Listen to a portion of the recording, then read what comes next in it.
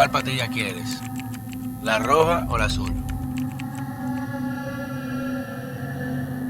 Señores, bienvenidos a una entrega muy especial para mí. Esto ha sido un acontecimiento, no sabía la repercusión que iba a tener esta Peña Barbarian, que lo iniciamos como amigos hablando de temas que quizás en República Dominicana mucha gente, y que a raíz de tu participación la gente dijo, wow, ¿cómo no sabíamos eso? La identificación, el tema de la etimología, los árabes, que esto, que lo otro. Lo empezamos como amigos hablando y ya lo hemos formalizado, no formalizado, informalizado, pero para que ustedes lo puedan acceder y ver en una peña donde podremos conversar puntos de vista, historia, cuentos personales, como la Peña Barbarian. O sea que gracias al apoyo de todos ustedes esto es posible. Increíble el apoyo que hemos tenido a raíz de la participación de ustedes y sin saberlo, porque lo hicimos como pana.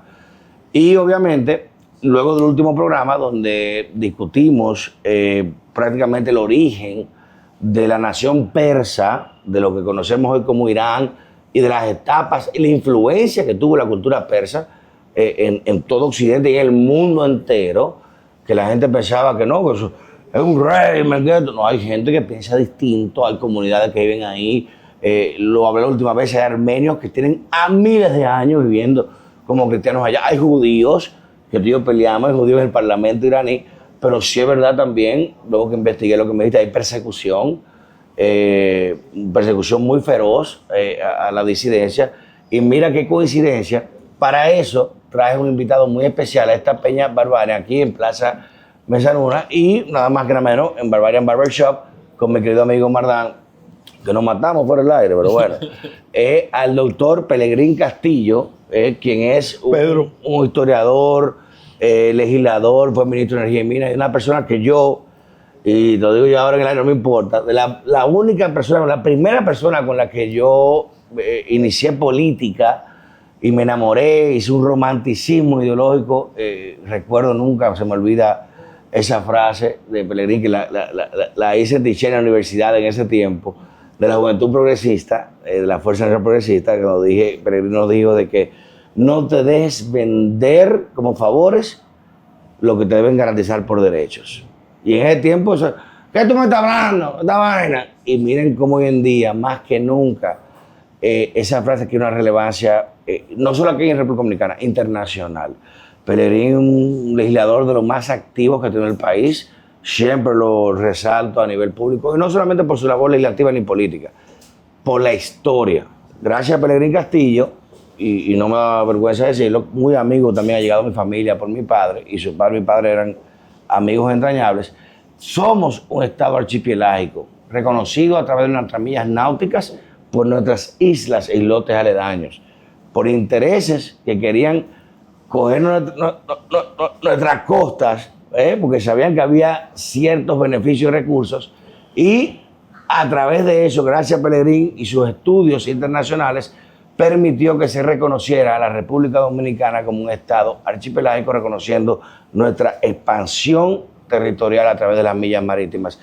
Y como un tema tan delicado, Pelegrín, un hombre que siempre ha hablado del tema de Medio Oriente, es un hombre que vive de guerra híbrida, de esto, y lo ven como un loco, y este hombre, y todo lo que ha dicho, señores, increíble se ha dado. Dice Ben Shapiro que la diferencia entre una teoría conspiracionista y en realidad son 6 meses.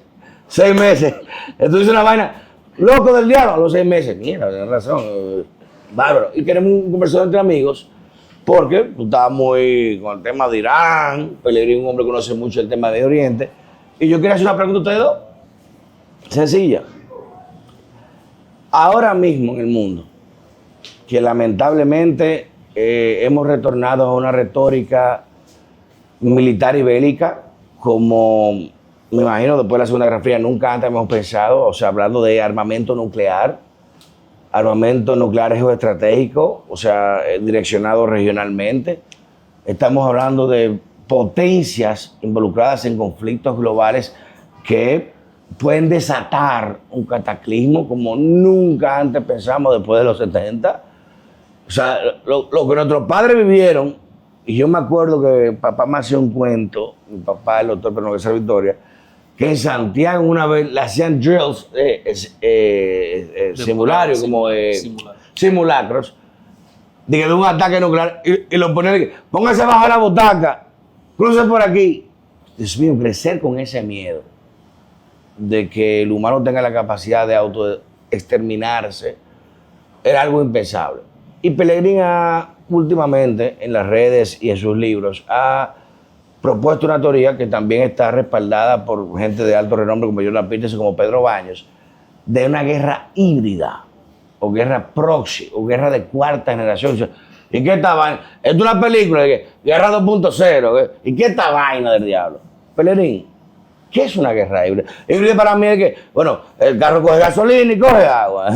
¿Qué carajo tú me estás dando? Guerra para la gente, ¿qué es lo que es guerra híbrida? Mira, ante todo, muchas gracias. Muy contento de encontrarme aquí, debutando en este espacio Peña, para tratar temas que no se tratan comúnmente, pero Exacto, que son relevantes, son decisivos, porque todo lo que pasa en el mundo, por lejos que parezca, nos puede afectar para bien o para mal.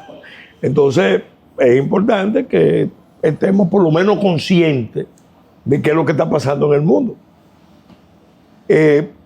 Yo vengo sosteniendo que hace tiempo estamos viviendo una etapa de guerra híbrida de cuarta generación. Incluso he dicho, y es un poco polémico, que esta es la cuarta guerra mundial híbrida de cuarta generación. Ahí no estoy de acuerdo contigo, pero bueno, vamos a seguirlo. El punto es que la tercera guerra se realizó entre 1950 con el inicio de la guerra de Corea y terminó propiamente con la caída en 1989 del muro de Berlín, en el campo socialista, y en 1992 con la desintegración de la Unión Soviética. Entonces, en ese periodo hubo 92 conflictos. En ese periodo, las experiencias de guerra que tuvo Occidente, que tuvo Rusia, que tuvo los Estados Unidos, que tuvieron las potencias europeas en el mundo, Sí, pero transformaron el concepto de la guerra. Pero ponga bipolar, porque hay que decir que fue Rusia, Estados Unidos. Ahí no importaba China, no importaba Francia. No. Fue bipolar, Pelegrín. Fíjate, no fue solo bipolar. Hubo espacios donde se realizaron escenarios de guerra, donde, por ejemplo, China jugó un papel muy importante. El papel que jugó China en la guerra de Corea, nadie lo puede discutir. Pelearon directamente. Y ni hablar lo que pasó en Vietnam, en Camboya, en Laos. Entonces, ¿qué pasa? Esas experiencias transformaron el concepto de guerra. Hay una película que ustedes la habrán visto, Apocalipsis Now. Ay, buenísima. Sí. Que yo creo que para el gran público entender lo que es Lo que el llega concepto nuevo. de guerra híbrida es precisamente el impacto que sufrieron los occidentales, que fueron con sus patrones de guerra a luchar en Euroasia A un territorio y en desconocido. África y en América Latina, y encontraron entonces guerras o formas de guerra o métodos de Guerra de momento, guerra urbana. Eso fue tan dramático que un dirigente de la industria bélica, de la defensa de Estados Unidos, como McNamara, fue el primero que formuló la teoría Amad Victoria de Curon. que $1 en contrainsurgencia te ahorra $10 en guerra. $1 en contrasección es más rentable con mucho que $1 en contrainsurgencia. Para la gente entienda lo que Pelegrín está explicando, el concepto de guerra formal, diga simétrica, de Estado a Estado, que iban las casacas rojas, los ingleses, a pelear con los mosquetes. Y habían divisiones y líneas. ¡Párate! Y tú cargabas, coño. ¡Dale! Y tú estabas ahí, carne de cañón. ¡Pam! Te dieron y caíste. Esto no, los indios llegaban. Un machetazo, ¡pa! Una flecha. ¿Y tú dónde vienen? Mira, Pedro, es bueno, cuando hablamos de generaciones, para explicar brevemente. Es para que la gente entienda. Primera generación de guerra. Bueno. Enfrentamiento directo.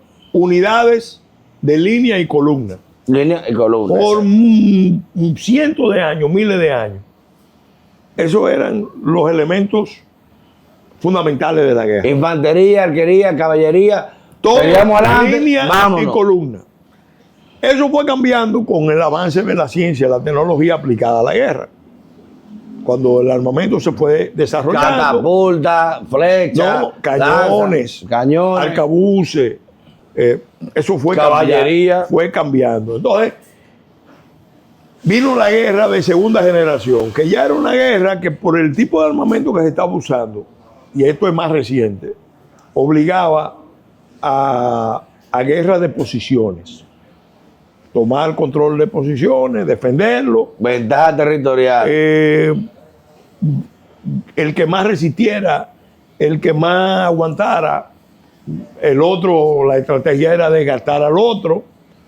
Y esa era la guerra de segunda generación. Los espartanos hacen la referencia con los persas, Xerxes, cuando dice, es un estrecho. El ejemplo... 100,000 hombres no me valen igual que 10 que estamos aquí. El ejemplo más dramático de guerra de segunda generación fue la guerra de secesión en Estados Unidos. Correcto.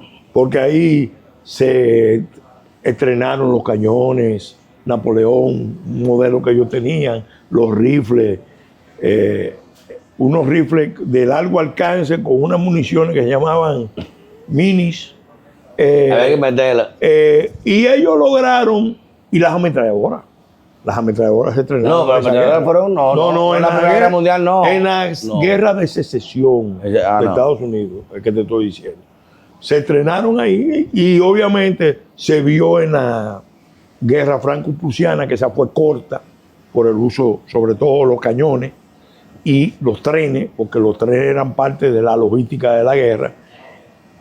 Y la Segunda Guerra Mundial implica un salto ya a la guerra de tercera generación. Control aéreo. Que es la guerra sorpresa, la guerra relámpago, el Blitzkrieg alemán. Relámpago.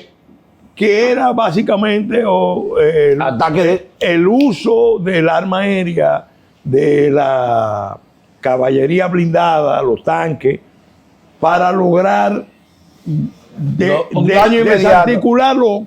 Defensa. No, para si tú logras aislar los ejércitos contrarios, dividirlos, ya tú lo puedes vencer. Comunicación, para que entienda esto. Entonces, escucha, Pellegrini, por tu conversatorio, para que te entienda. Cuando le habla de Bismarck, los alemanes y Benjamin Brown, era la guerra relámpago. Yo pasé, los ingleses dominaron el mundo por su marina, el navío. La marina más imponente del mundo, y hay que decirlo al día de hoy, y tú me parece debes saberlo, eran los británicos. Llega un momento que los alemanes hacen una Luftwaffe, que era su fuerza aérea, a diferencia de la RAF, de la Royal Air Force, y te daban ataques relámpagos. Y los alemanes, con su famoso tanque, ¿cómo eran los Panzer? Los Panzer, los tanques. Los polacos estaban en caballo y los alemanes estaban en un tanque blindado. Te meto una caballería blindada, te meto 10,000 hombres con 500 tanques y no hay caballo que se me ponga la... ¿Cuál es la guerra de cuarta generación? Mira, quizá el concepto que más explica el concepto de guerra híbrida de cuarta generación es el hecho de que está muy influido por la guerra, el arte de la guerra de los asiáticos. Estrategia, táctica. Porque en la visión asiática de la guerra, el éxito de los generales, de los líderes, era vencer sin tener que ir al campo de batalla. O Sin disparar un tiro. Sin disparar un tiro. Antes de llegar al campo de batalla, ya te gané. la guerra estaba ganada. Yeah. Entonces, Sun Tzu y todo lo que se desarrolló en Asia, bueno, influyó en la visión occidental de la guerra. No, tú vas a decirme que los asiáticos dictacionaron los reglamentos de guerra. Y Napoleón, No. Y Alejandro Macedonio. Óyeme, que impactaron en la visión, así como Occidente impactó el mundo, que lo explica muy bien Arnold Toynbee. Asimismo, al interactuar, sobre todo en el periodo ese de la Guerra Fría, en esas guerras remotas, Los asiáticos tuvieron influencia. impactaron la visión de la guerra de Occidente. Entonces, por ejemplo, los dos elementos clave para la guerra híbrida, que es una guerra que se desarrolla en varios planos. Explícame qué es lo que es guerra híbrida. En el plano diplomático, en el plano económico, en el plano de las percepciones, en el plano de los relatos, mediático. en el plano mediático. Ya la tecnología permite hacer todo eso. En el plano electrónico. La inteligencia artificial, señores. Óyeme, propaganda. Óyeme, todo eso es la combinación de factores. Entonces, pero lo que te resume ese concepto es la capacidad que tenga un Estado o una coalición de atacar las estructuras cognitivas de los estados adversos. Academia, propaganda, medios, decisiones. Y por otro lado, la capacidad que tengan de socavar los factores de cohesión social. División, ruptura, antinación. Tú eres amigo mío, no somos dominicanos. Tú eres moreno, yo soy blanco. Tú eres mujer, yo soy hombre. Tú eres joven, yo soy viejo. Dividir de adentro. Esos dos factores. Dividir.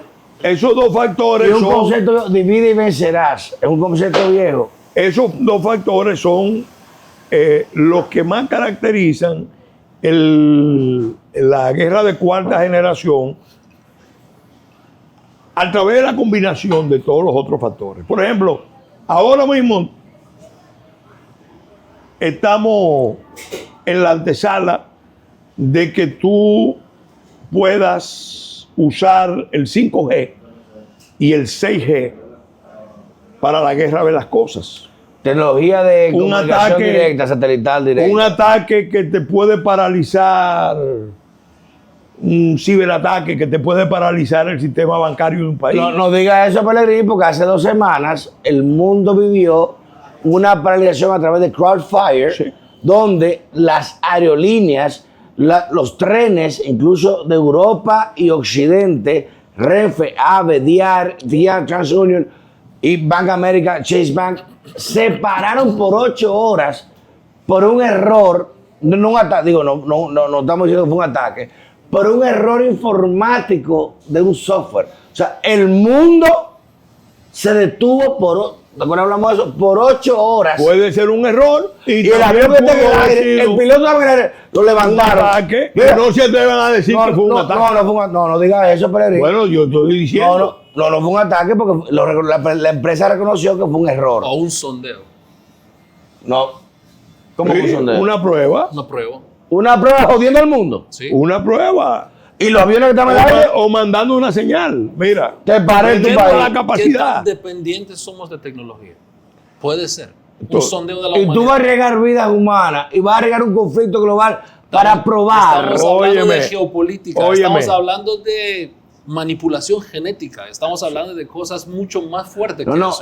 Esto es más importante. Hermano, estoy hablando de que los bancos separaron. No va a decir tanta cosa que nos metieron en el brazo. No, los bancos. ¿Por qué? Tú no podías transferir $100 porque los bancos separaron. Y ahí se terminó, es verdad lo que dice, y lo que tú dices, la dependencia cognitiva, pero no fue un ataque.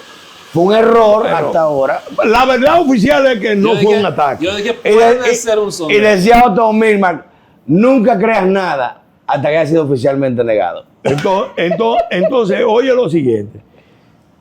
Vamos ahora a analizar, por ejemplo, el caso de Estados Unidos. El caso de Estados Unidos, Bueno. que es la primera potencia del mundo. Era. No, es. No, era. Tiene la capacidad de seguir siendo la primera potencia del mundo. Ahora, ¿qué pasa? Se está desarrollando una contradicción en el seno de Estados Unidos. Quizá el país donde más intensa es la lucha Sí. entre el imperialismo globalista de las élites liberales y conservadoras que creen que se puede ir al control de un mundo, a los mercados integrados. Todo eso partía de una premisa muy frágil, que era que China, el capicomunismo chino iba a ser el capicomunismo chino. El capicomunismo. El capitalismo y el comunismo. Pero China tiene el comunismo interno, Sí. pero capitalismo externo, porque China es de los países que más vende al mercado mundial. Pero la verdad, ese es un término, porque tengo que reconocerlo, de Loretta Napoleoni. Loretta Napoleoni es brillante. Que en, Bueno, Alex Kaiser también lo en utilizaba. Maonomics usa el concepto ese de Capicomunismo. Capicomunismo. O la China dual. Una China, dos sistemas. y que había explicado también hace muchos años, cuando cayó la Unión Soviética, la misma Loretta Napoleoni había explicado lo que iba a ser el desarrollo de una economía global canalla. Una economía global. Canalla, la economía canalla. El capitalismo feroz. Una economía que se iba a desarrollar sobre la base de una cantidad de actividades fuera del control de los estados, Eso. que iban a producir unas enormes distorsiones. Y hay aproximadamente 15 rubros donde tú ves actividades que son de crimen organizado transnacional. La droga es una actividad económica. Esa es una. La droga es una Esa actividad es económica. una de las actividades. Pero lo es. Sí, claro. Hay, junto con la droga, tráfico de armas, pesca ilegal, Tráfico de personas. minerales, tráfico de personas, prostitución, pornografía. Es una lista. Y ese libro es un clásico que hay que volverlo a leer. Busquen ese libro de Loretta Napoleoni. ¿Cómo es Maonomics? Maonomics es el último que ella escribió sobre Brillante. las características de la economía china, pero esta fue el primero que escribió tras la caída de la Unión Soviética y del campo socialista. Y dijo, bueno, ahora mismo, con el afán de controlar la economía mundial, se han creado unos espacios no regulados donde están creciendo muchas actividades canallas, y eso va a marcar el rumbo del mundo. Y eso es lo que hemos estado viendo. Ahora, Estados Unidos tiene, volviendo a Estados Unidos, tiene esa contradicción entre ese impulso al imperialismo globalista. Yo siempre he dicho, Lenin decía que el imperialismo era la fase superior del capitalismo, y podemos decir ahora en el siglo XXI que el globalismo es la fase superior del imperialismo. Escúchame, Pellegrini, porque la gente, esto es una gente entre panas, no estamos en la universidad. El globalismo es una fase Superior del imperialismo. Del imperialismo.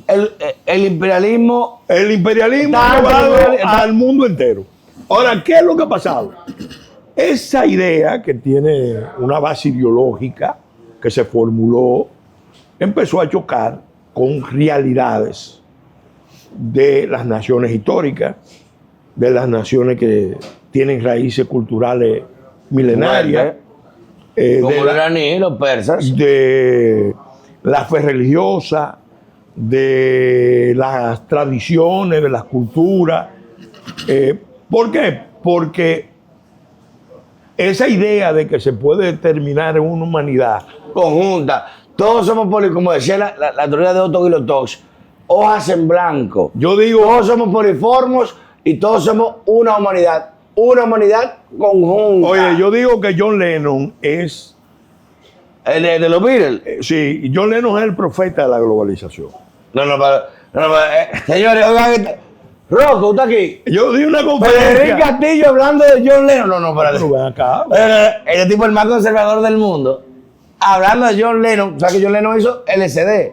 Lights on the Sky. Yo pronuncié una conferencia que se llama... Pellegrini Castillo hablando de John Lennon. Oye, Yo me muero hoy. yo pronuncié una conferencia que está en mi libro. Lo invito a... De a que John lo Lennon, busquen. Pellegrini. que se llama De Lenin a Lennon.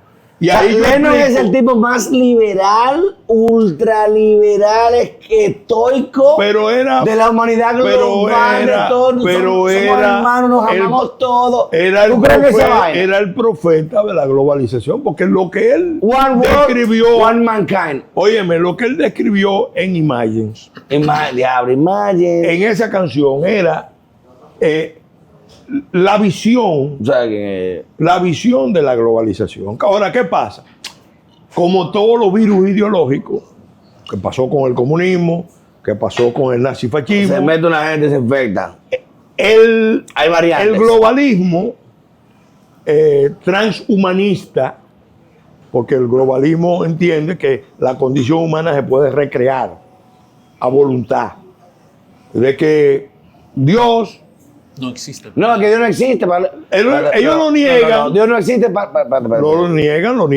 No, Dios no existe. Espérate. Dios, el principal elemento que hace el socialismo y hace el comunismo es eliminar, excluir a Dios de la ecuación. Donde Dios no tiene preponderancia definitiva, divina ni directa sobre la humanidad.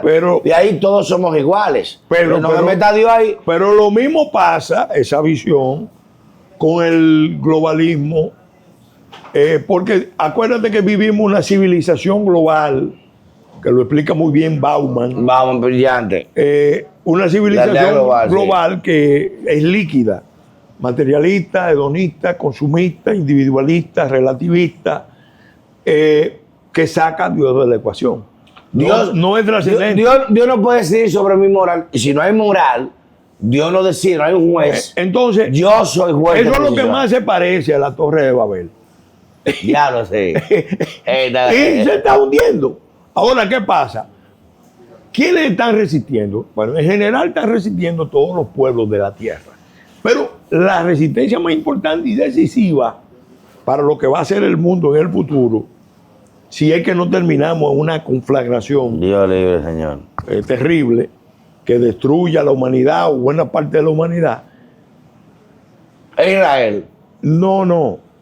Es la batalla más importante se está dando en Estados Unidos. Occidente. En los propios Estados Unidos. Porque acuérdate que después de la crisis del 2008, después del ascenso al poder de Xi Jinping, ya Estados Unidos se convence de que el esquema de Chimérica, la unión de China y América para regir el mundo. Unión no, un pacto. No, era peor. Era peor que una unión. Nunca ha habido una. No, era un contubernio. ¿Hay un acuerdo de China y Estados Unidos? Pedro, óyeme. No, pero déjame explicar. No confunda la gente. No. Escúchame. Pero, no hay una unión entre China y América. Son enemigos. Trump le declaró la guerra comercial. Pero tú estás hablando ahora, pero cuando tú analizas la visión que predominó en Estados Unidos coge de la mano a China, la lleva en el 2001 a la OMC, a la Organización Mundial de Comercio, la introduce ahí, le da trato especial y tiene Taiwán protegido de nación menos favorecida, de nación más favorecida y de nación en desarrollo, le da todas esas condiciones con una premisa ideológica. Y era que esa China fue mano de obra para iba a convertirse con el tiempo mano de obra en una China abierta, en una China liberal, al mundo, en una China democrática. Error ideológico. Error de cálculo. Error de cálculo. Entonces, ¿cuándo empieza este conflicto que estamos viviendo? Propiamente empieza cuando Xi Jinping llega con su línea Xi Jinping. Y en el punto 10. Elegido por el Partido Comunista Chino, que por cierto, estando en Sevilla, saca una reunión que también en la Unión Conservadora en Budapest, que participamos gracias al doctor Víctor Orbán. Bueno, tú lo conoces a Víctor, un líder increíble. Estando ahí, y los chinos tienen una condición muy importante, los chinos respetan a sus envejecientes y la sabiduría. y Xi Jinping manda a sacar a Hu Jintao. ¿Tú recuerdas eso? Hu Jintao al lado del porque votó en contra del tercer mandato. ¿Tú recuerdas eso? ¿Cuándo tú has visto eso, Pellegrini? Mira, el punto, no, en China, el emperador. No emperador. Pero es un emperador. No, óyeme, el que ha estudiado la historia de China sabe sí, pero no que emperador. China ha tenido el emperador Mao Zedong. Sí, pero es la dinastía del PSC. Pero no fue emperador. Pero te estoy diciendo, después de la República, propiamente, no hubo emperador. Lo que es, formalmente no, pero el culto y lo admitió. Sí, al líder. Que lo admitió el mismo Mao Zedong. El líder soy yo. China soy yo. El pueblo chino le rendía y le rinde. Y mató 85 millones de gente también. 60 millones. Sí, pero eso no se habla. Pero que eso, en la historia china, porque el que te recomiendo un libro. Y de la República. Búscate la historia de China en el siglo XIX y XX, de John King Feynman, tú me dijiste. Que es el mejor, uno de los mejores chinólogos. Y búscate también el libro clásico de Kissinger sobre China. A mí mejor. Entonces, Kissinger. ¿Qué pasa? Bueno, la verdad es que los esquemas... John King Feynman. Los esquemas que Estados Unidos montó se derrumbaron pronto, especialmente con la crisis del 2008. Los chinos decidieron, no podemos seguir en este esquema porque nos está costando mucho. Porque internamente el rescate de la crisis del 2008 se hizo con los ahorros asiáticos. Para que la gente entienda, los chinos eran parte dueños del casi el 50% de los bonos del Tesoro americano. O sea, los empresarios más ricos chinos, el PSC, y aquí nos pueden mandar a buscar que nos rompen la cabeza los tres, muertos de risa, me importa un carajo, nos mandan un dron, aquí nos jodemos. El PSC chino era dueño y compraba los bonos del Tesoro de deuda americano para pagar la crisis bancaria. Pero HSBC Bank. Por eso es que los chinos en el 2014 se sienten con la autoridad de plantear una revisión del orden mundial. Somos los jefes nosotros. Los que tenemos la deuda somos los dueños de la deuda. Papá me lo decía eso en el 2000. Escúchame, Pellegrini, perdón, que tú me apasionas. Antes de morir, papá murió en el 2009. Y yo discutí con él una vez, cuando vine de Argentina. Y en el 2007, papá dijo, mírame, la potencia del mundo es China. Y yo, papá, está loco. Estados Unidos tiene un PIB per cápita. Y yo venía acá de Washington, GCW, tú sabes. Y dice, papá, no. Están comprando deuda. ¿Y quién es tu dueño? Si yo soy dueño de lo que tú debes, ¿a quién tú respondes? Pero eso fue el esquema pactado. Porque el esquema pactado era, nosotros vamos a tener, nosotros dos, a través de Chimérica, el control del Pacífico. Oye, Chimérica. A través del control del Pacífico, como nueva área de crecimiento de la economía mundial, ya dejó de ser el Atlántico, pasó al Pacífico. Entonces, ellos tenían esa idea de dominio global y eso se rompió económico en el 14. Y te voy a decir, en el centenario de la Primera Guerra Mundial. ¿Y cuándo empezó la guerra híbrida? Mira, hay una noticia poco conocida.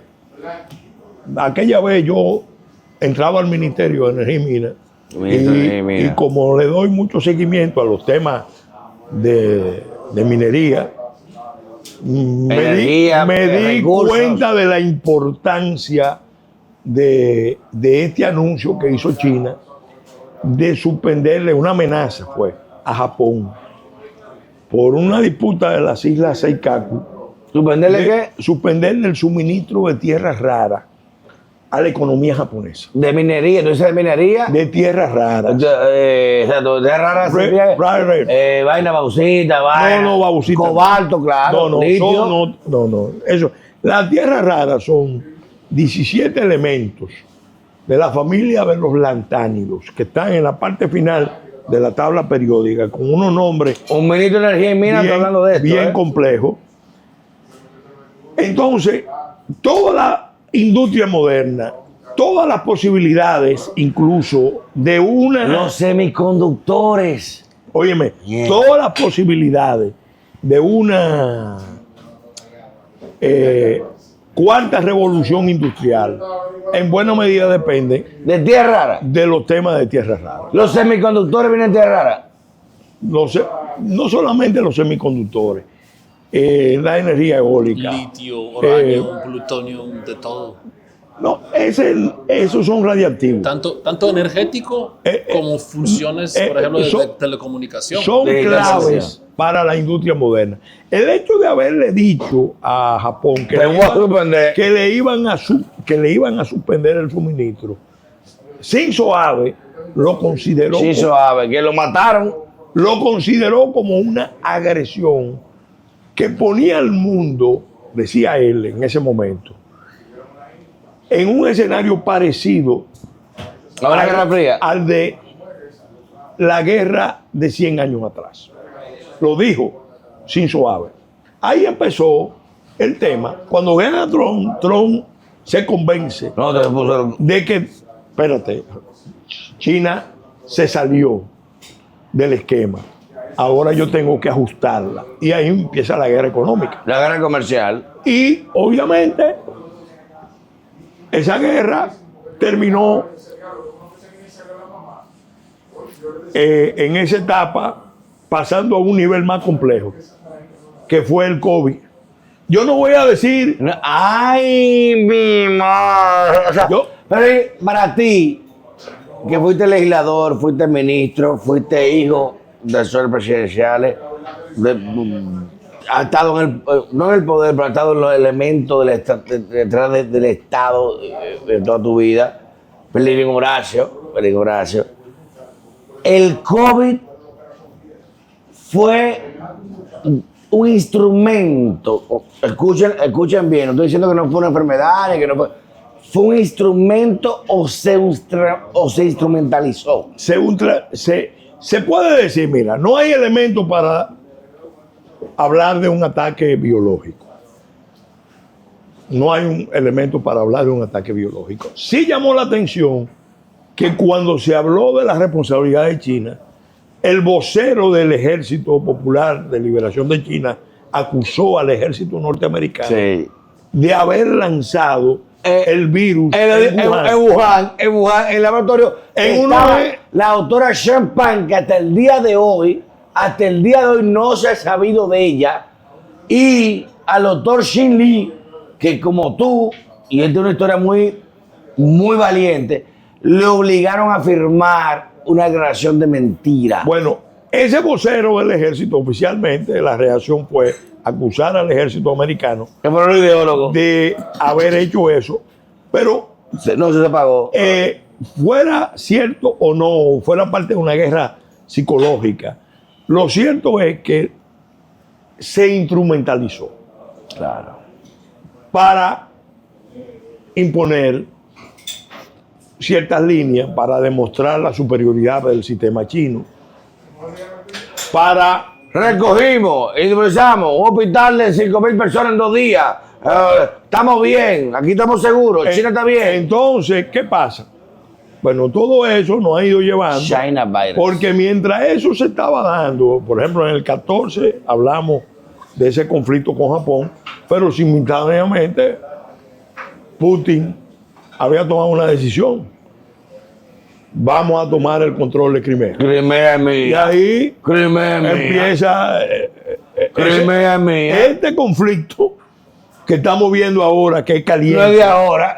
Empezó Donbass, Crimea. Lugansk, Donetsk. Brillante. Entonces, ¿qué pasa? Ese conflicto ahí va escalándose y complicándose. Claro, el conflicto que se arma en Ucrania tiene réplicas, porque se puede decir que... Venezuela una réplica. No, todos los escenarios de la Guerra Fría se reactivaron, todos. Taiwán.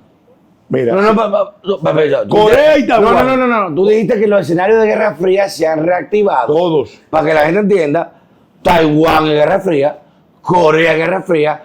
Venezuela y Cuba son Guerra Fría. Déjame darte este dato. No, afírmalo. Cuando Mao Zedong se reunió con Nixon, le dijo, mire, el mayor error que nosotros cometimos fue meternos en la guerra de Corea, porque perdimos la oportunidad de recuperar Taiwán. Le dijo Mao Zedong a Nixon, porque inmediatamente te doy Corea, cojo Taiwán. Inmediatamente ellos se metieron en la guerra de Corea, los norteamericanos protegieron Taiwán. Y obviamente ahí se perdió la oportunidad de los coge chinos. Corea, déjame Taiwán. Entonces, ¿qué te quiero decir con esto? Mira, estamos en unos escenarios donde todos los conflictos de la Guerra Fría están activos, incluido el Caribe. ¿El Caribe? Sí, sí. ¿Y qué pintamos nosotros en esto, Pellegrini? No, pero siempre hemos contado. Para nada, que nunca hemos participado en una guerra mundial. No. Dios nos libre a nosotros. Óyeme. Eso no es olímpico, hermano. Óyeme. No relajes con esa vaina. Eso no es olímpico. Tú, aquí vimos bien, no jodas con esa vaina. La única vez que la humanidad estuvo al punto de sufrir una extinción masiva fue con la crisis de los misiles, que fue en Cuba. Dios mío. Eso fue en el año 62. Sí, pero tú metiste ahora el Caribe ahora. Pero ahora también. ¿En qué pintamos nosotros? Estamos nosotros en un escenario similar. Lo que pasa es que no se ha calentado a los niveles de otros. Por ejemplo, el que hay ahora en la zona de Medio Oriente, donde Israel y Irán con sus aliados está en un escenario abierto de guerra. No, como no abierta. De guerra. Porque además de la guerra entre el imperialismo globalista y el nacionalismo, hay una guerra de civilizaciones, una guerra cultural. Un choque de civilizaciones. Y más aún, que eso amerita un análisis particular. Desde que tomaron el poder en Irán, los ayatolás con la revolución islámica del siglo VII, desde que tomaron el poder, propiamente, de los Sagani, ¿no? Propiamente se está, viene desarrollándose por etapas una yihad que ha ido ganando terreno. Yihad en una guerra santa. Una guerra santa global que ha ido ganando terreno. El primer episodio grave de esa guerra fue el ataque que se provocó en el Líbano de un grupo de sí, que explotaron hace como 2 años. Que se sacrificaron matando una refinería 400 soldados norteamericanos que estaban en sus barracas. Era el primer ataque suicida. ¿Qué provocó eso? Provocó la retirada abrupta de las tropas norteamericanas y francesas que estaban en el Líbano tratando de contener los conflictos étnicos. ¿Cuál fue la señal que se percibió en el mundo islámico? Debilidad. Los explotantes se van. Que los occidentales tenían mucho miedo a la muerte. Debilidad. Se van. Entonces, ese es un elemento muy importante que lo ratifica después el incidente de Somalia, en Mogadiscio. En Mogadiscio. Quien lo explica mejor es el jefe de los servicios del Mossad, Efraín Halevi, en la obra Los 13 años que cambiaron el mundo. E incluso él va más lejos, él dice que el hecho de que Saddam sobreviviera la guerra de Kuwait, del Golfo, sí. la primera guerra del Golfo, en el mundo musulmán, en el mundo árabe, se percibió como una victoria de Saddam. Sí, siendo minoría. Porque haber sobrevivido a una coalición encabezada por Estados Unidos y 50 países lo avergonzó. Era para él un triunfo. Claro que sí. Pero lo que pasó en Somalia fue más grave, porque él decía, al retirarse por la muerte de un grupo de infantes de marina de Somalia. Y eso es Mogadishu en una película que se llama Black Hawk Down. Esa película, una guerra en televisión. Eso es Mogadishu. ¿Por qué se perdió la guerra de Vietnam? Unos tipos muertos de hambre. Óyeme, le rompieron los culos. ¿Por qué se perdió la guerra de Vietnam? Tipo con arroz. Porque rompiendo los culos los gringos. La guerra de Vietnam se perdió en buena medida porque se libró en la televisión americana propaganda y en los campus universitarios. Walk the Dog. Los tengo para esa película. Entonces, por eso que te digo que la guerra híbrida se libra en muchos planos y el tema de las percepciones es muy importante. Sí, pero tú estás explicando, Pellegrini, que la guerra híbrida es, como decía Otto von Bismarck también, que la política es la construcción de la guerra por otros medios. La guerra híbrida, y también decía que la primera fatalidad, la primera fatalidad, la primera letalidad de la guerra es la verdad. Quien domina la narrativa, domina la guerra. Goebbels, brillantemente, ministro de propaganda de Hitler, tipo brillante, le gusta a mucha gente, no le gusta, no, es otra cosa, pero era brillante, refería que tú controlar la verdad te hace ser dueño de los hechos. El alemán creía que estaba ganando. Estamos rompiendo madre con los alemanes, los razarios, la vaina. Y ahí te voy con un tema muy delicado, pero el si te interesa.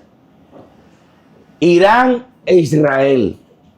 Hoy está todo el mundo esperando en una contención, Dios libre, nunca antes vista, de un desastre, y escúchame, yo sé que este tema te involucra personalmente, de un desastre bélico sin precedentes. Dicen que Israel está provocando a Irán para que ataque, para Israel buscar ayuda. Israel no tiene ejército para defenderse de Irán. Si a nivel militar nos vamos. Y Rusia le conviene una guerra en Medio Oriente porque desvía los recursos y desvía la atención de su guerra en Ucrania. China está, yo puse un tuit ayer, que me lo retuiteó, me lo comentó el doctor Pedro Baños, para mí uno de los geopolíticos más intelectuales del mundo. Yo puse un tuit ayer donde dije, lo puedes buscar, dije, miren, Xi Jinping y Putin están pacientemente esperando con ansiedad, de que retorne un liderazgo fuerte en Occidente.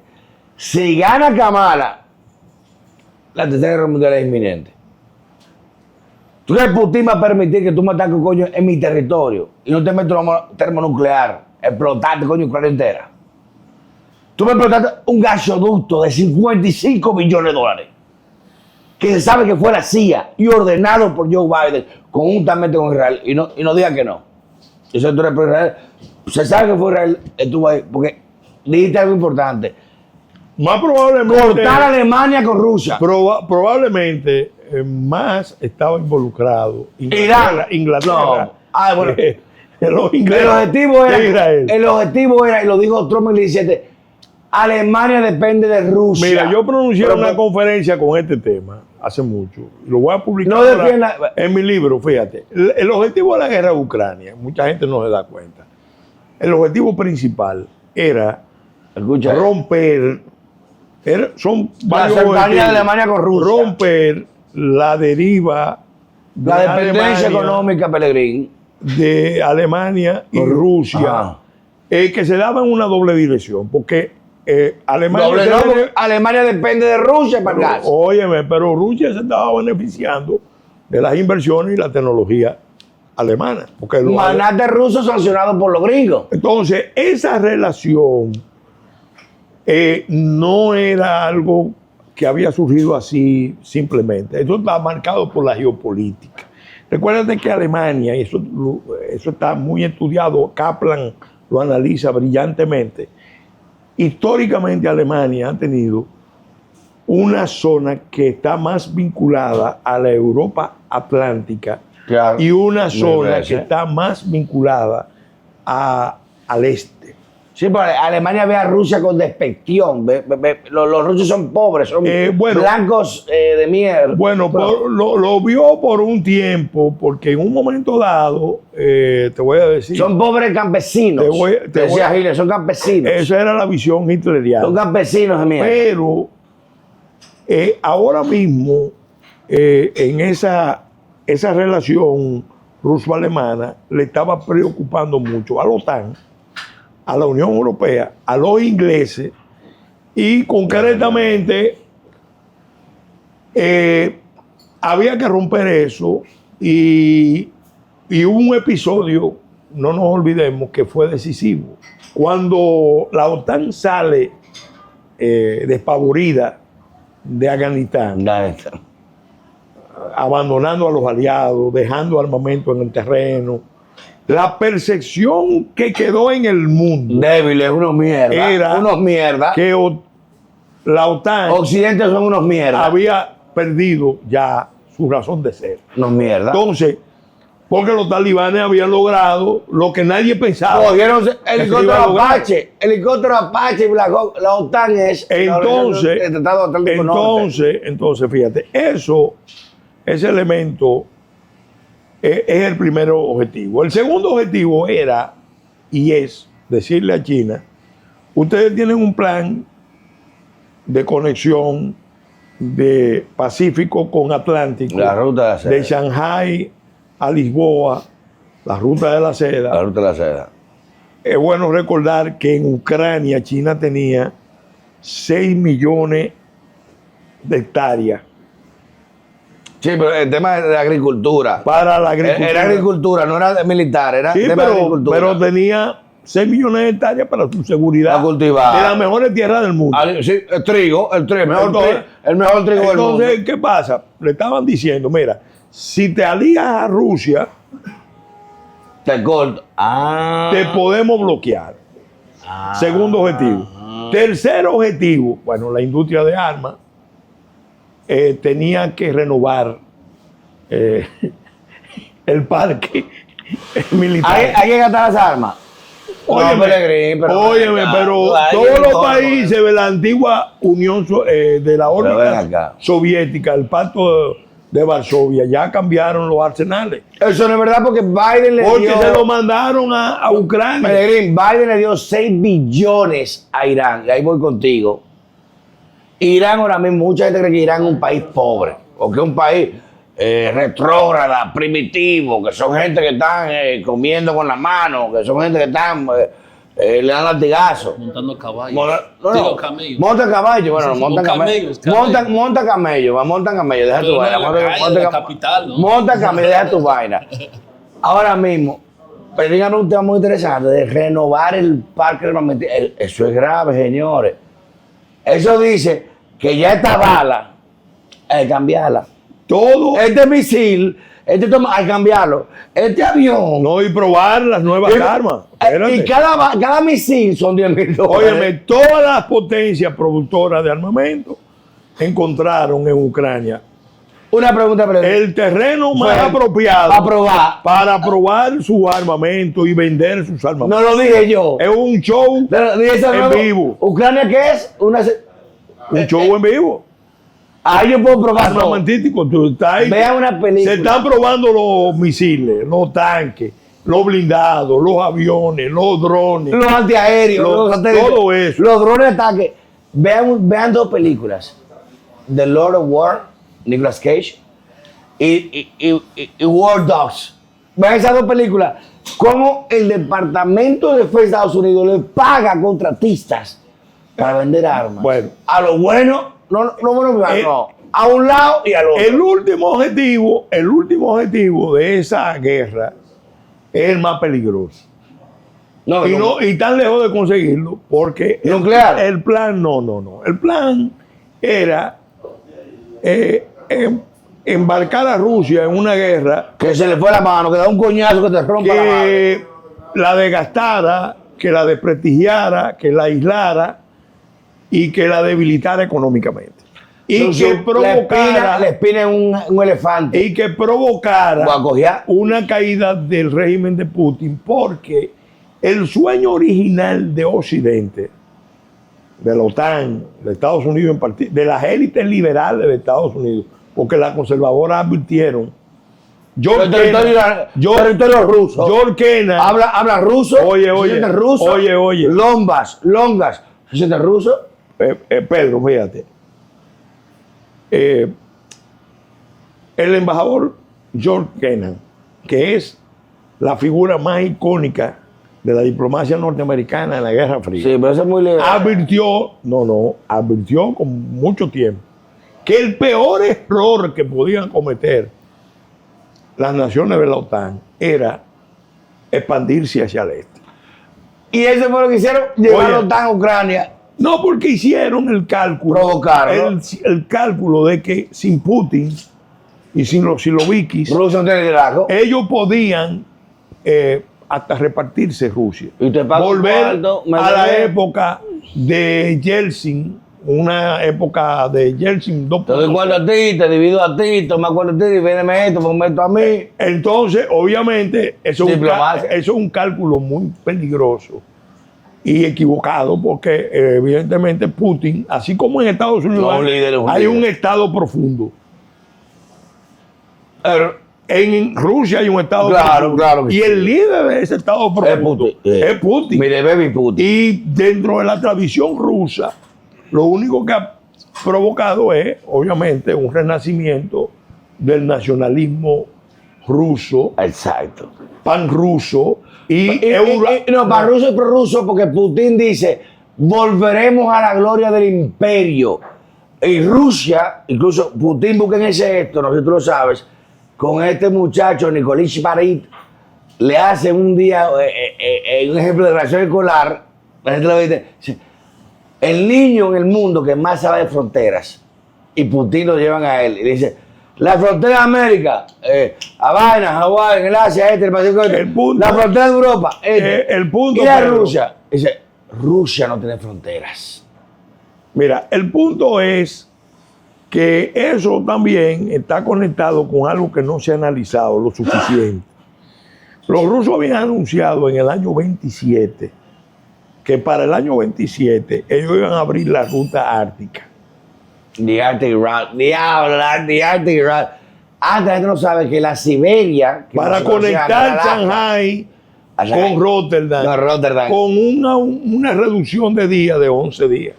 El comercio, 11 días, es una locura. Entonces, obviamente, el país que tenía más control sobre la ruta era Rusia, la Federación Rusa.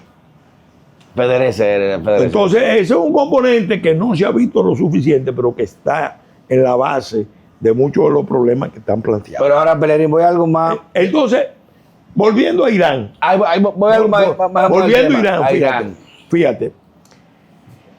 ¿Qué está pasando?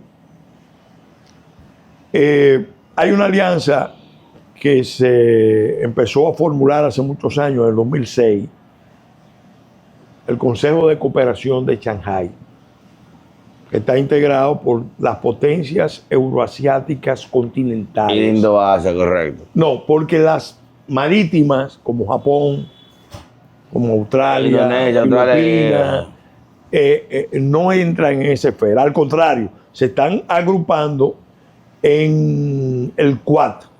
De hecho, uno de los mensajes de la guerra de Ucrania y la reacción de la OTAN frente a Rusia es decirle a China, cuidado con repetir la historia de una invasión a Taiwán, porque lo que puede producirse es una reacción parecida a esta. Acuérdate que Shinzo Abe en el 14 había planteado la necesidad de crear los Quad. El grupo económico de Asia. No, de defensa militar. Los Quad, una alianza defensiva. Porque el objetivo era contener a China en la expansión. Sí, China tiene 3 líneas de expansión en el mar.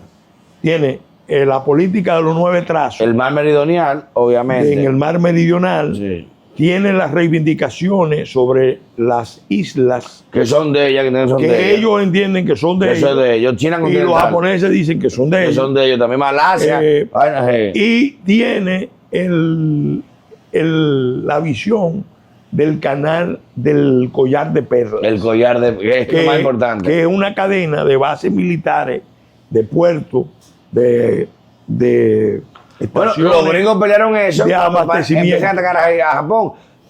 Condenar todas las islas. Maryland, Entonces, Midway. En la historia china, China nunca había tenido una tendencia marítima expansiva.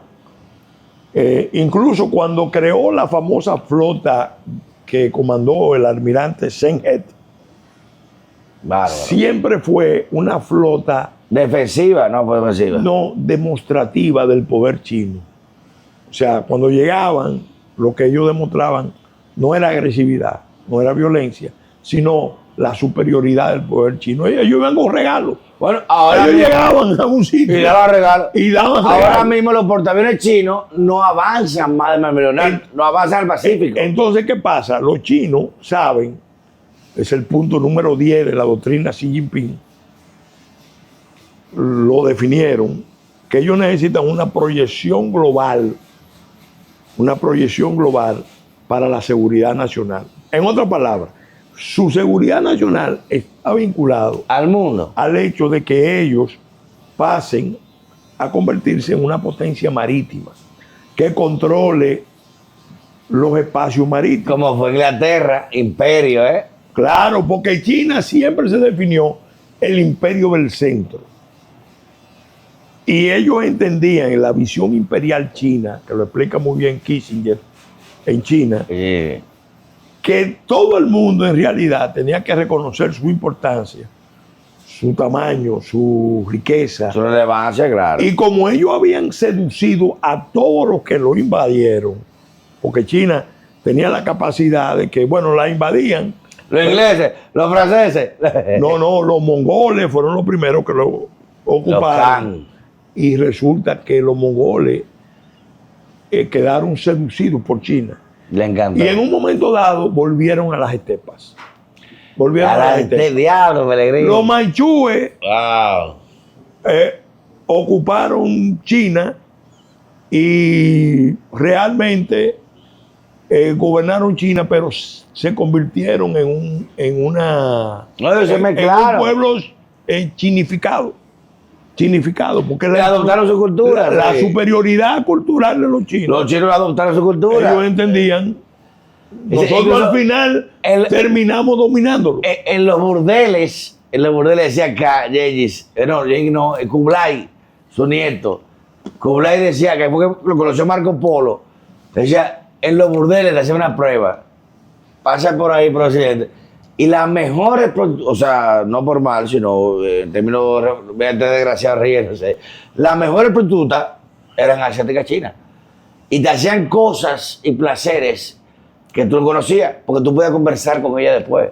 Y te enseñaban, te bailaban, te cocinaban, te hablaban.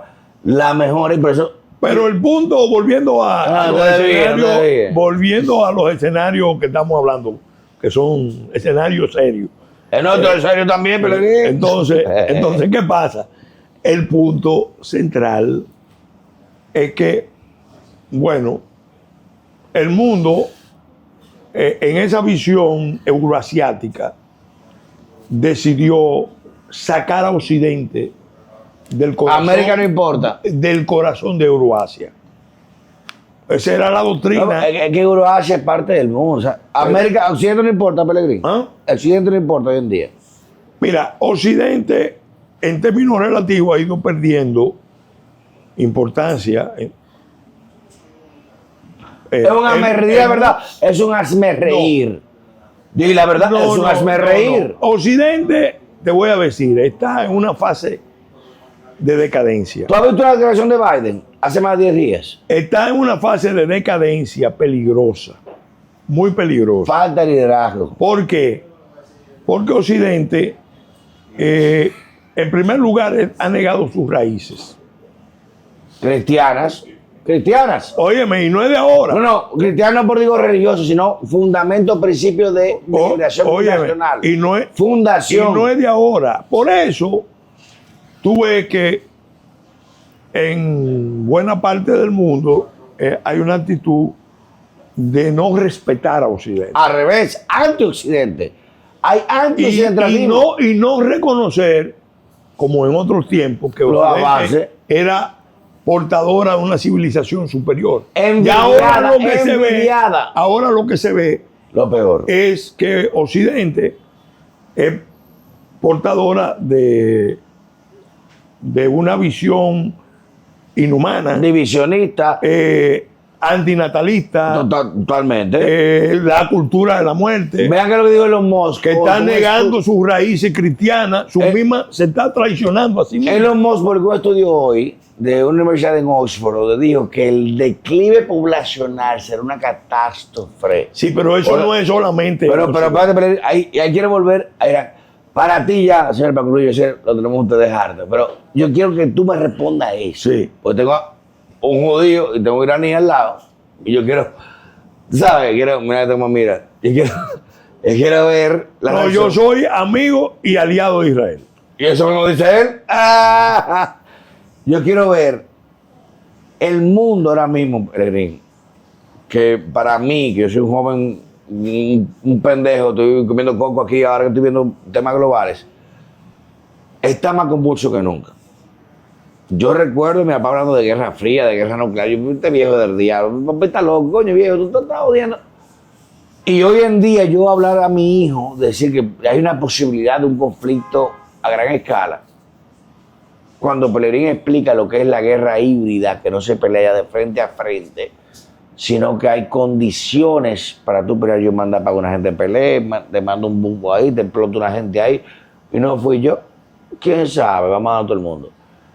Pero para ti, Pellegrín, ¿tú crees, y lo va a permitir China, lo va a permitir Rusia, lo va a permitir Estados Unidos, lo va a permitir Brasil,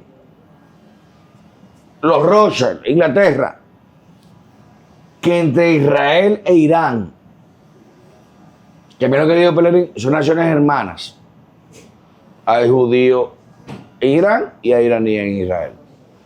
¿Tú crees que un conflicto de esa guerra pueda, Dios libre, desatar un conflicto global a nivel de esa guerra mundial? Yo creo que el mundo está más cerca de una conflagración nuclear global o regional. Permiso, repite eso. Puede darse. Más de los 70, cuando ya pasamos, como decía Bernard Monbrón, pasamos al tema nuclear. Peor. ¿El mundo puede dar una guerra nuclear? Óyeme, ¿Qué estás diciendo? Peor. Precisamente porque está muy claro de que una guerra nuclear total es la extinción de la humanidad. Nos matamos todo el mundo. Pero al mismo tiempo el desarrollo de las capacidades nucleares con las armas tácticas. Termotáctica, te mato aquí, esta región. Pudiéramos estar más cerca de la guerra nuclear regional que de una guerra total nuclear. Pero tú dando guerra nuclear, dígase, activar un arma nuclear. O volarte, mira, la central de Zaporilla. O sea, una planta nuclear. Oye, me tiene. Te le exploto, te jode. La central de Zaporilla tiene 6 reactores nucleares que tienen la misma capacidad de una bomba de Chernobyl. Y ha estado en el centro de un conflicto. Ahora, vamos a una última reflexión. Yo le recomiendo, lo estoy recomendando encarecidamente, el que quiera entender mucho de lo que está pasando, que busque un libro que fue bestseller durante el año 23 en los Estados Unidos, del New York Times.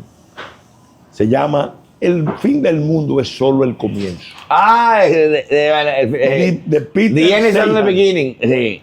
Cartografía del derrumbe de la globalización. Ahí hay un análisis formidable, muy bien documentado, de cómo la crisis de la pandemia y el manejo que se hizo ha terminado convenciendo a muchos actores a nivel global de que es necesario empezar un proceso de desacoplamiento, de separación de la integración de las cadenas de suministro a nivel regional. Obviamente eso no se va a hacer ¿Es una catástrofe? sin conflictos. Hay un conflicto desde cero. Borramos. Para que, lo que el presidente está diciendo, señores, es que, señores, hay que empezar de cero. Y para empezar de cero, se va a ir feo. Hay que borrar. No, puede haber un acuerdo que lo plantea Kissinger en una de sus últimas obras, que es que volvamos a un mundo de concierto de naciones donde las grandes potencias, las mayores potencias del mundo, tengan áreas de influencias pactadas. Yo manejo energía, tú manejas el oro, yo manejo esto. No, áreas geográficas que ellos controlen, áreas geográficas, y habrá zonas donde habrá tensión y conflicto. Eso es también altamente posible. Pero de que estamos ya en la pendiente de... No, pero ¿habrá un conflicto global, Pellegrini? No, ya lo hay. No, a gran escala. Bueno, ojalá que no. Pero, ¿qué pasa? Lo que está pasando en Estados Unidos estimula la agresividad todo el mundo va bien. de sus... No hay policía, todo el mundo viene abierta. La agresividad de sus adversarios. Claro. Por ejemplo, ¿por qué el ataque a Israel? Óyeme, eso fue planeado, bien planeado, para desatar ese conflicto. Pero al mismo tiempo ese conflicto, fíjate que ya es una línea completa que empieza Hezbollah en el Líbano, la hermandad musulmana de Egipto, Hamas en Gaza y los hutíes en Yemen. En Yemen. Pero al mismo tiempo, como en la retaguardia estratégica está Irán, Irak y Siria. Entonces, en esto también no puede sacar la ecuación a Turquía. Porque Turquía tiene un pie fuera de la OTAN. ¿Se lo ha dicho? Y tiene un pie dentro del Consejo de Cooperación de Shanghái. O sea, para aliarse con Turquía es más pro chino que pro gringo. para aliarse potencialmente con las potencias euroasiáticas. Entonces, ¿por qué? Bueno, entre otras cosas, porque hay una deriva integrista y por otro lado, es más que evidente que Turquía aspira a ser parte de Europa. No. Sí, señor. No. Pellegrini. Turquía aspiraba a ser parte de Europa. Quiere ser parte de Europa. Y ahora, óyeme, Turquía está aspirando a reconstruir su imperio. El imperio. Por eso tú ves que hay tropas turcas en Libia.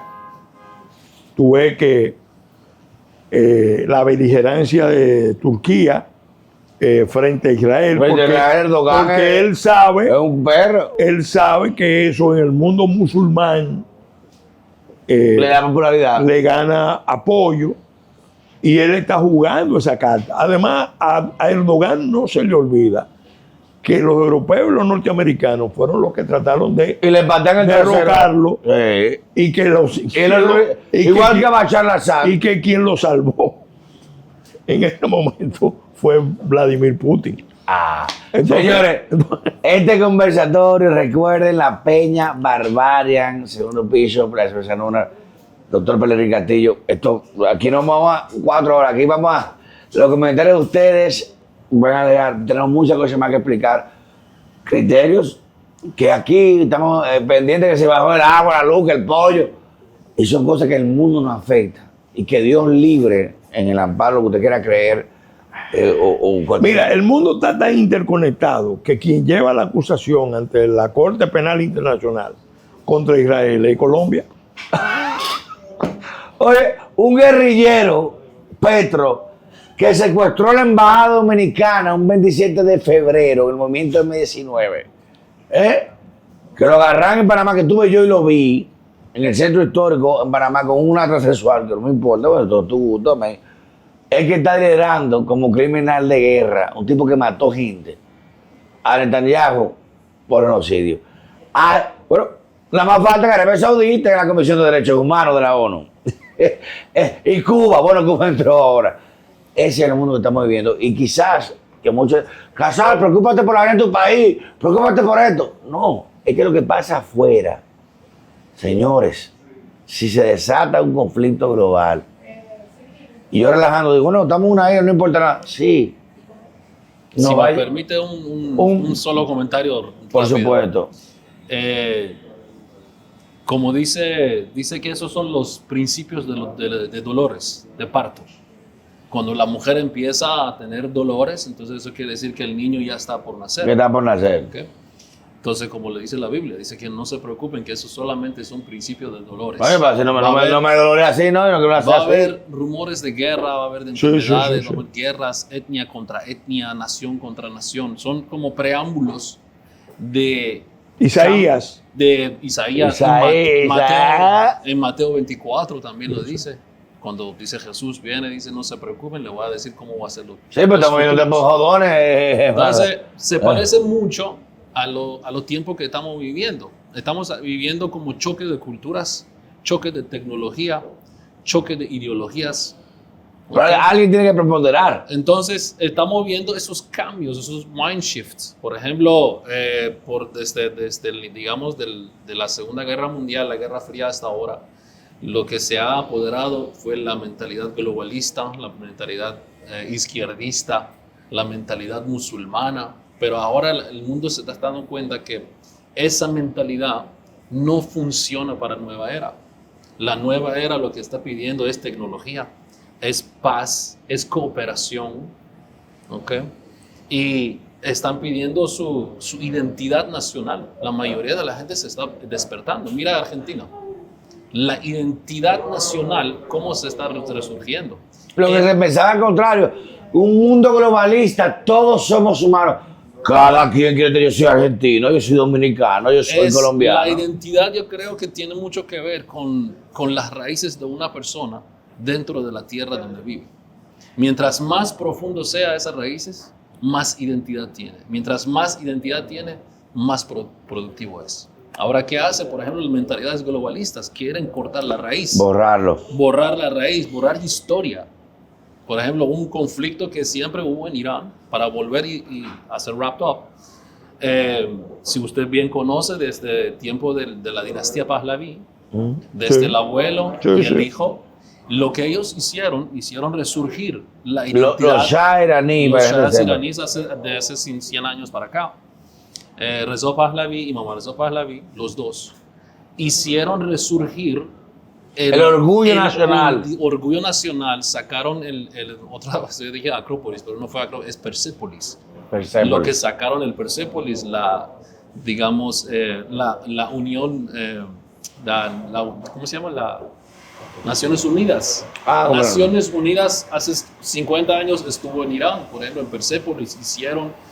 El Shah de Irán lo que quería hacer es dar orgullo iraní, orgullo persa y volver a Irán como el centro de civilización. Sin ser árabes. Exacto, civilización y paz y progreso.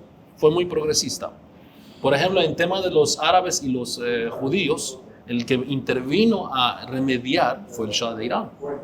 Entonces remedió, como que se volvió el número 1 del Medio Oriente, el líder del Medio Oriente y el número 5 en el mundo entero. Entonces, hablando de un poquito de petróleo, cuando él empezó a poner la llave sobre quién va a tener petróleo, quién no, él tenía tanto poder, tanto dentro de los países árabes y los países musulmanes. Él cogió bastante poder, la gente lo quería mucho. Digamos, los árabes, todo el mundo lo quería porque salió a favor de ellos. Entonces, en la guerra de los musulmanes y Israel, ¿a quién debería apoyar? A sus hermanos musulmanes. O a los judíos, mi cliente. A los... Mierda. Déjame terminar, perdón. Sí. Y estamos hablando de hace 50 años en Irán, que los iraníes eran pueblos, eran una gente... Tribales, eran No, tribal no. Nosotros somos naciones hace No, 2500 no me eche vaina tampoco. No. Iraní del diablo echándome vaina a mí Estamos tampoco. hablando de hace 50 años que no hubo información, acceso de información. El pueblo todavía era tradicional y la mentalidad musulmana eran gente creyente normal, fácil, como pacífico. Pero estamos hablando en un momento equivocado o un momento no debido. El Shah de Irán empieza a revivir nacionalismo iraní dentro de un pueblo todavía que no entiende qué es Islam, todavía piensa tradicional. Entonces hubo un conflicto entre el gobierno y digamos la mentalidad. Entonces la mentalidad no estaba lista. Entonces, ¿él qué debería hacer? Él debería ser más flexible hasta que el pueblo empezó a poner, por ejemplo, universidades, etcétera, etcétera, hasta que el pueblo se eduque en cuanto a su creencia. Nuevas Entonces, generaciones. él estaba lanzando a Irán casi 500 años adelante. Y eso obviamente hizo peligrar al mundo occidental. Mordán, mira, hay un ensayo que yo leí hace muchos años Escuchen esto. de Octavio Paz. Que Octavio Paz, Mexicano, ¿no? sí, Mexicano. premio Nobel Premio Nobel de literatura. literatura. que fue embajador de México en la India el tiempo de la Revolución Islámica. En ese ensayo, Tiempos Nublados, él tiene un capítulo que llama la revuelta de los particularismos, la rebelión de los particularismos. Y él analiza la revolución iraní de los ayatolás como una reacción provocada por la decisión del Shah de imponer la revolución blanca, Sí, que era pacífica. Era pacífica, pero era una revolución que llevaba una marcha demasiado acelerada, Rápido. Y muy rápida. El problema hizo que era un solo partido. Y Un solo partido. No, y golpeó. Entre revuelta y revolución, los privilegiados del particularismo. Entonces, ¿qué pasa? Eso, él le explicaba que esa marcha, sobre todo la transformación de la economía de Irán, Y afectó, infraestructura, obviamente. afectó enormemente Economía occidental. el bazar, que era la fuente primordial de financiamiento de la iglesia chiita. Le jodió el interés de la iglesia chiita. Sí, Entonces, porque y el pueblo. el proceso era nacionalizar al pueblo, darle identidad iraní antes del Islam. No ideológica y religiosa.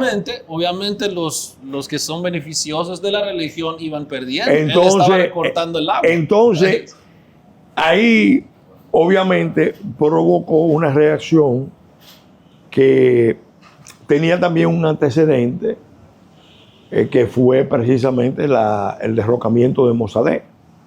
No, eso no fue. No, eso pero fue lo que Mossadegh hizo un golpe al Estado. En y el Shah lo sacó. el imaginario Escenario de él. que ellos construyeron, los opositores al Shah, era que el Shah había sido impuesto por los británicos, por los norteamericanos. Sí, por los occidentes. La realidad profunda No es así. no es así. La El pueblo quería. La realidad es que Mossadegh originalmente había llegado a acuerdos con los ayatolás, pero también se comprometió demasiado con el partido tudés, el Partido Comunista.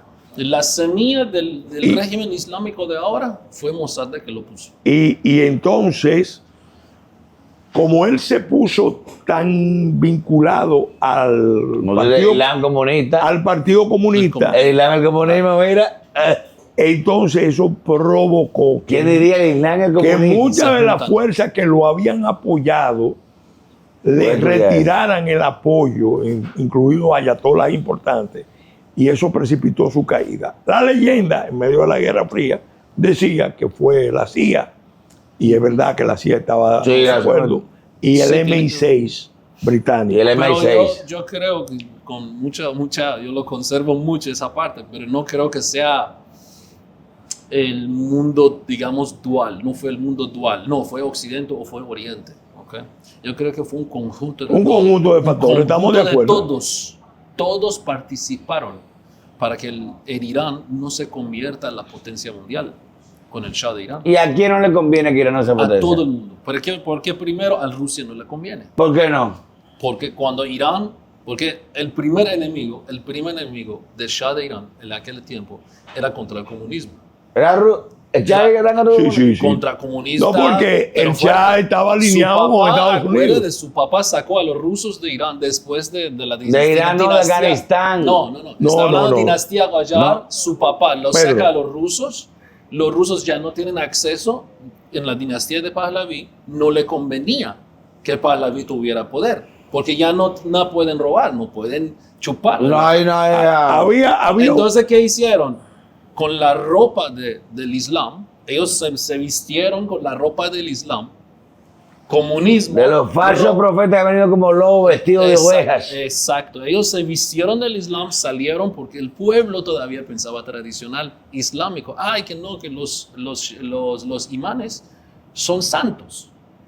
Entonces ellos utilizaron esa debilidad del pueblo, se metieron en la ropa de ellos, dijeron que el Shah de Irán quiere desnudar nuestras mujeres, que el Shah de Irán es un dictador, que el Shah de Irán es muchísimas cosas. Entonces, espérate, eso fue interno. Ahora, ¿quién dirigía esa falsa revolución? Muchos países. No, hay un porque los ayatolás no son tan inteligentes para hacer una operación así. No diga eso porque se mantiene el poder, por cierto. Fueron dirigidos, obviamente, sí, pero por diga muchos eso, países. son inteligentes porque tienen una guardia y hay gente te lo voy a decir. Khomeini viene de declarado, ya lo saben todo el mundo, Khomeini viene por MI6 de Inglaterra. No. Y ya hay documentos. No. Ahora es de KGB. No. Mira, hay muchas cosas. Hay una combinación. Los britanos no les conviene tener a Khomeini. Hay temas que no podemos afirmar. Mira, hay muchas cosas que... Sí, pero no diga esa vaina. Mira, quiero salir a mi casa mío. Hay muchas cosas que mucha gente se sorprende. Yo quiero recordar un episodio que ya es conocido. Cuando tomaron la embajada norteamericana en Teherán, los ayatolás. Los régimen de la revolución. Ahmadinejad era de los líderes que tomaron la embajada. Cuando tomaron esa embajada, 444 días. Hubo un periodo de negociación. El grupo de Carter tenía un problema. Ellos intentaron hacer un rescate que falló, que fue un desastre político, militar. Sí, una operación encubierta, sí. Pero ¿quiénes ayudaron a que Shah de Irán salga? Pero oye, no. Sí, fue Carter.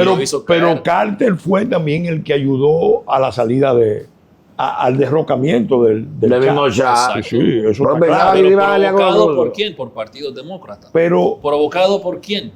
Por izquierdistas. Sí, claro. Tú vas que ese juego dominó va profundo. Dice, ¿de dónde vienen? ¿Cómo operan? ¿Cómo hicieron? La persona más poderosa del mundo lo derrocaron a través de una falsa revolución. Porque en el fondo la doctrina Carter, que fue Jimmy Carter, el presidente de Estados Unidos. El presidente Carter empezó toda una política de promoción de los derechos humanos a nivel mundial. En América Latina se notó. Aquí no pasó igual que nosotros, pasó aquí. Muchísimo. Y entonces ese enfoque lo llevaron a la zona, pero los servicios de inteligencia norteamericanos, que uno siempre cree que están muy enterados y a veces no están. Al revés, también. Los que peor están enterados. Fíjate, el servicio secreto francés tenía más información, y lo admite Kissinger. Tenía más información de lo que estaba pasando en Irán. Hasta la salud del Shah, sabían los franceses. Hasta la salud del Shah, que tenía cáncer. Tenía cáncer. Porque el médico era francés. Pero los norteamericanos no sabían. No sabían. Y no sabían que el adversario más formidable de Estados Unidos y de Occidente en Irán era el ayatollah Khomeini. Y pensaba que eran aliados. Y lo promovían. Óyeme. Y lo Khomeini promovían. viene al final. Khomeini viene casi al Sí, final, el último año. Lo sacan de la Claro. Khomeini, su Claro, líder, pero nada de eso. terrible. Eso fue desde Mossadegh, estamos hablando 100 años antes. Los ingleses siempre trabajaron para recuperar los pozos petroleros de Irán cuando el papá del Shah lo sacó. Ellos trataron de tomarlo otra vez. Y hay un video, yo te lo saco, el Shah de Irán hablando, que dice... Mándalo para subirlo a la edición. Le dice al entrevistador, dice, ajá, ustedes ingleses quieren otra vez volver a tener manos sobre nuestros pozos petroleros. Bueno, frente a televisión, frente a todo el mundo. La derivación del conflicto étnico-racial. Eso es un video YouTube, ya, Sí, no lo invento yo. El conflicto étnico-racial religioso de Medio Oriente sale por los franceses y los ingleses cuando hacen Sykes-Picot, cuando dividen un territorio que era considerado una unidad. Pero Irán estaba fuera de la ecuación. ¿Fuera? Sí. Sí. En esa época estaba para fuera de la terminarte ecuación. el cuento. Hasta ahora, con ese régimen que hemos tenido, yo puedo decir una de las pocas cosas que ha hecho bien para el pueblo iraní fue eliminación de la religión islámica en Irán. ¿Okay? Es uno de los beneficios que el pueblo iraní tuvo durante esos 45 años. Ahora el pueblo iraní, la mayoría, o son agnósticos o son ateos. No digas eso porque es un pueblo teocrático. Déjame terminar, porque yo quiero llegarte a otro punto. Estamos a un punto de una revolución, de hace 3 años. En Irán. En 3 años. En Irán hay posibilidades Eso se habla en el mundo. Sí. que se produzca un En Irán. movimiento revolucionario. No ha pasado en Cuba. Incluso hasta una restauración de el La hijo. revolución en El todos ya sus vive en sentidos. California, él lo conoce. Claro. Hasta una restauración. Ya de hace 3 años para acá la gente está... Él fue a Israel, el hijo de Pahlaví, tú me enseñaste, estaba en Israel. Sí, Ahora. él estaba en Israel. El primer viaje que él hizo fue con Israel. Sí. Entonces, ya. anyway, hay una posibilidad que Irán vuelva a su identidad La nacional, restauración. a su identidad nacional original que su papá y su abuelo trataron de restaurar. Sí, es una posibilidad. Es una posibilidad. Ahora, estamos hablando... No, déjalo ahí, déjalo ahí. Déjame para decirte cómo funciona en otras capas. Ahora, ¿por qué Israel, como lo dijo el príncipe, dijo, ¿por qué ustedes quieren atacar a Irán si tienen el gran ejército y el mejor ejército que es el pueblo iraní? Ustedes hagan el mayor esfuerzo y mayor soporte al pueblo iraní y poner mayor, digamos, restricciones al gobierno. Eso empezó... Eso lo dice pero fíjate, guerra proxy. Pero yo no creo que Israel... No, eso no es proxy. Si, Entonces, hablamos de si Israel ataca respondiendo a un ataque masivo de Irán, yo creo que se centrará en infraestructuras críticas. Militar, energía. No va a Permítame yo dar mi opinión. Dame mi opinión. No es lo que va a ser, no. Sí. Durante esos 45 años, otra de las mentiras que se ha caído su fachada fue la enemistad iraní-israelí. ¿Okay? Nosotros cuando éramos niños nos sacaban al colegio, en la fila de colegio, muerta Israel, muerta Estados Unidos, muerta todos los días, todo el año. ¿Okay? Entonces, durante esos 45 años, ya nosotros nos dimos cuenta que es una farsa, es una mentira. Y eso se cayó. Una cosa, primero que se cayó Islam, después se cae la fachada de la enemistad israelí-iraní. Ahora, si tú ves en Twitter... O sea, el pueblo iraní no odia a Israel. Espérate, el pueblo iraní No odia a Israel. Tú nada más puedes hacer un... No, pero respóndeme. Espérate, tú puedes buscar por data. No lo está diciendo. Por data. Busca. Pero responde, el pueblo iraní odia a Israel, no odia a Israel. No, es que son amigos hace miles de años. Históricamente Son familias. ha habido comunidades judías viviendo en Persia Solamente hay un libro en la... Y ese maldito odio miles de años atrás. Entonces, eso es un pretexto. Es un pretexto. Odia para nosotros. No, lo que pasa es que entendamos. No, hay un conflicto. La no diga que no. revolución chiita Pero ha en un perdido punto, su legitimidad. pues sí, en eso estamos de acuerdo, pero la revolución chiita, fíjate que ha llegado a una especie de alianza estratégica Con Rusia, China y Corea. Primero que nada y ante todo, con el grupo más radical del sunismo, que es la hermandad musulmana. No tanto. Sí. Mira con Arabia. Y de ahí el tema pro-Palestina, el gringo. Porque la hermandad musulmana está proscrita en Arabia Saudita. Está proscrita en la mayoría de los países del mundo. No, Pellegrini, está en Arabia Saudita. No te permite, no. Mohamed y Salman lo tienes allá. Ellos tienen, los hermanos musulmanes. Tienen gente en Arabia Saudita, Pellegrini. Oye, los sauditas tienen su propio fanático. No necesitan los hermanos musulmanes. Los hermanos musulmanes nacen en Egipto, lo funda Basan TV, y donde quiera que fueron en la zona, incluido en Siria, bajo el gobierno de Bashar al-Assad. De Bashar al-Assad. El papá de él, Hafez al-Assad, el papá de Bashar. Incluyendo esa etapa.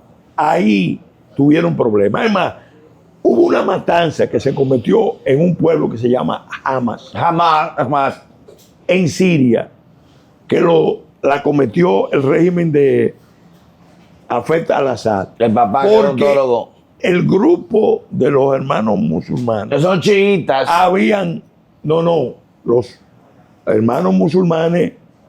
Pero Bashar es chiita. Sí, pero que Siria es un mosaico. Entonces él tuvo una rebelión interna de este grupo que estaba fomentando la aplicación de la Sharia, pero con la versión sunita. Y él tuvo que dedicarse a exterminar a ese grupo. Ese grupo intentó matar varias veces a nada más y nada menos que el raíz Gamal Abdel Nasser, y después mató a Anwar al-Sadat. Pero previamente había matado al primer ministro del rey Farouk. O sea, provocando la confrontación. Propiamente es un grupo que su doctrina fundamental es eliminar a Israel y eliminar todo vínculo con Occidente.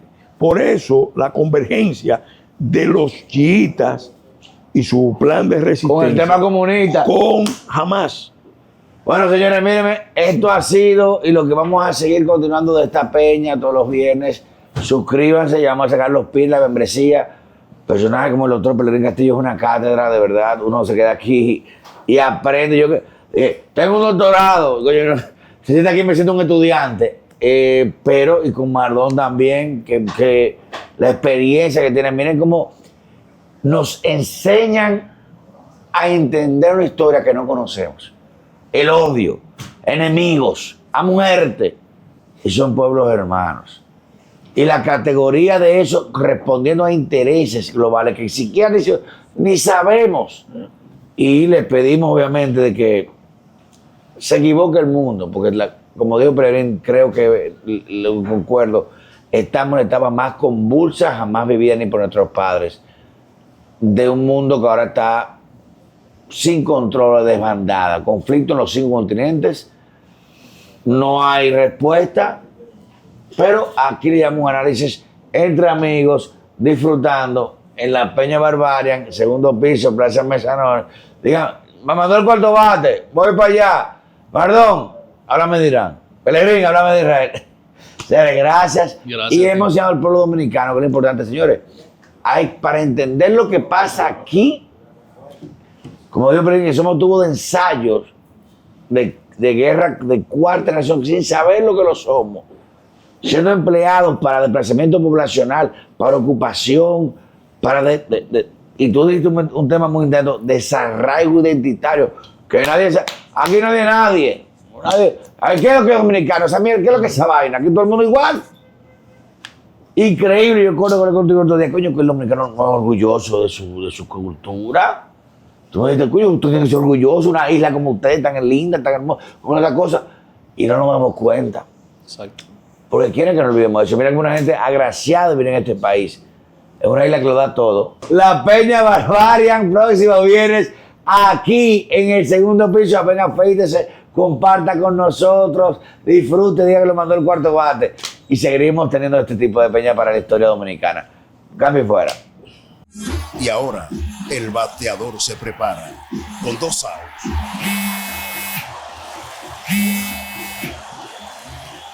Hola. Hola, me habla el señor González. Ajá. Le llamamos porque usted es un cliente preferencial y queremos ofrecerle nuestra tarjeta Gol, la cual tiene infinitos beneficios, entre ellos descuentos en supermercados, salones de belleza, farmacias y acumula puntos para viajes al extranjero, incluso a la luna. Hay mejores formas de evitar llamadas no deseadas. A través de la aplicación de ProUsuario, ahora puedes solicitar que te excluyan de los listados de marketing de las entidades financieras. Descarga la app en Google Play y App Store. Solo tiene que indicarme dónde le enviamos el plástico de su tarjeta. No me diga.